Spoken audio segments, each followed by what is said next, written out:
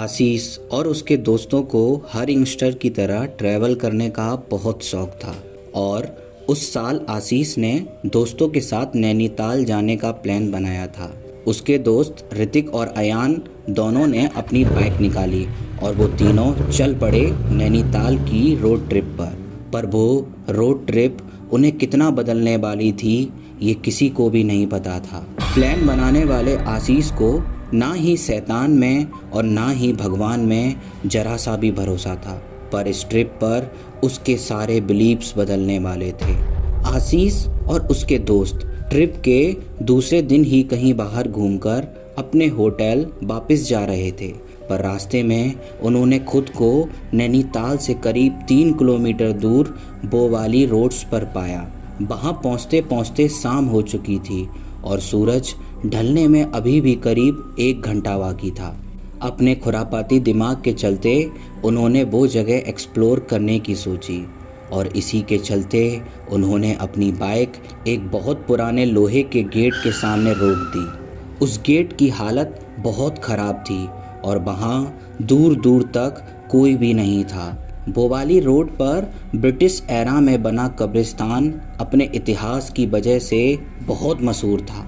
कहा जाता था कि यहाँ एक लैंडस्लाइड का हादसा हुआ था जिसमें करीब 200 लोगों की मौत हो गई थी।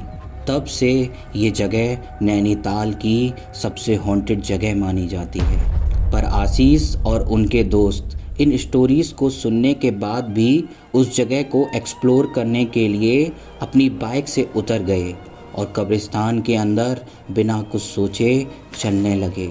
उन तीनों में से बस ऋतिक ने इस कब्रिस्तान के बारे में कुछ पढ़ा हुआ था। जैसे ही उसने उन दोनों को उन कब्रिस्तान के किस्सों के बारे में बताया, वैसे ही उनके दोनों दोस्त उस कब्रिस्तान को देखने के लिए और भी एक्साइटेड हो गए। अगले ही पल सब अपना दिमाग वहाँ के मिस्ट्री को सुलझाने में दौड़ाने लगे। वो बहुत ज़ोर ज़ोर से बोलने लगे और बेपरवाह होकर वहाँ रखी चीज़ों को हाथ लगाने लगे और साथ ही मरे हुए लोगों का मजाक उड़ाने लगे। आशीष और उसके दोस्त कब्रिस्तान के अंदर अपनी सेल्फीज़ भी लेने लगे और मस्ती मस्ती में वो लोग उस जगह का मजाक उड़ाने लगे। अनजाने में ये सब करते हुए उन्हें हल्का सा भी अंदाज़ा नहीं था कि इसका अंजाम कितना बुरा हो सकता था। एक आधा घंटा उस कब्रिस्तान में बिताकर तीनों ने वापस अपने होटल जाने का डिसाइड किया। वो अपनी बाइक स्टार्ट करके वापस रोड पर निकल पड़े कि तभी उन्हें पहली बार कुछ अजीब लगा।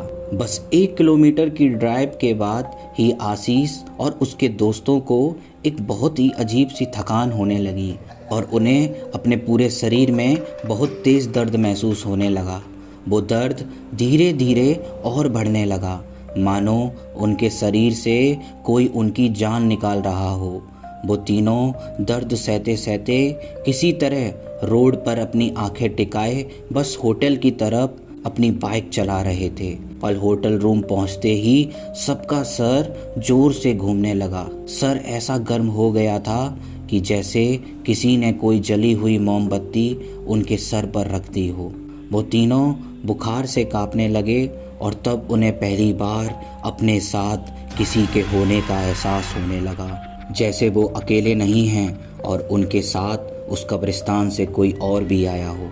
तभी ऋतिक को रूम के शीशे में दिखा कि कुछ काले साए आशीष और अयान के अंदर से उनकी आत्माएं खींच रहे हैं और वो लोग धीरे धीरे बेहोश हो रहे हैं। लेकिन इससे पहले ऋतिक कुछ कर पाता, उसे चक्कर आने लगे और वो भी बेहोश हो गया। कुछ देर बाद आशीष की आंख खुली तो वो और उसके दोस्त उसी कब्रिस्तान में थे। वो तीनों वहाँ से बाहर निकलने का रास्ता ढूंढ रहे थे, लेकिन बहुत देर तक भटकने के बाद भी तीनों को बाहर का रास्ता नहीं मिल रहा था। वो उसी कब्रिस्तान में कैद हो चुके थे। रात के अंधेरे में गलती से आशीष ने अपना पैर एक कब्र पर रख दिया। उसके नीचे देखा तो वहाँ अयान का नाम लिखा था। उसी के बगल में एक और कब्र थी, उस पर ऋतिक का नाम था। जब उसने ध्यान से देखा तो तीसरी कब्र पर आशीष, उसका खुद का नाम लिखा था। ये देखकर उसका दिल जोर से धड़कने लगा। तभी आशीष के पैरों पर कुछ लुढ़कता हुआ आकर लगा। जब आशीष ने देखा तो वो ऋतिक का कटा हुआ सर था। आशीष की आंखें फटी की फटी रह गईं।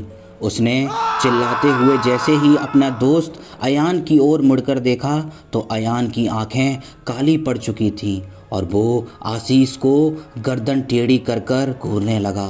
इससे पहले वो कुछ कर पाता, अयान ने उसकी गर्दन पकड़कर उसे हवा में उठा दिया। आशीष दर्द से छटपटाने लगा कि तभी ऋतिक ने उसे बेहोशी की हालत से उठाया। वो तीनों अभी भी उसी होटल रूम में थे और जो आशीष ने देखा वो एक सपना था। जब आशीष ने अपना सपना उन दोनों को बताया तो उन दोनों ने जो कहा उसे सुनकर तीनों का दिल दहल उठा। उन दोनों ने आशीष को बताया कि उन्होंने भी हूबहू वैसा ही सपना देखा है जैसा आशीष ने देखा है। खौफ से कांपते हुए वो तीनों रिसेप्शन की तरफ भागे। रिसेप्शन पे खड़ा वेटर गुकेश वहीं का रहने वाला एक पहाड़ी आदमी था। वो वहाँ के भूत प्रेत के किस्सों से काफ़ी वाकिफ था।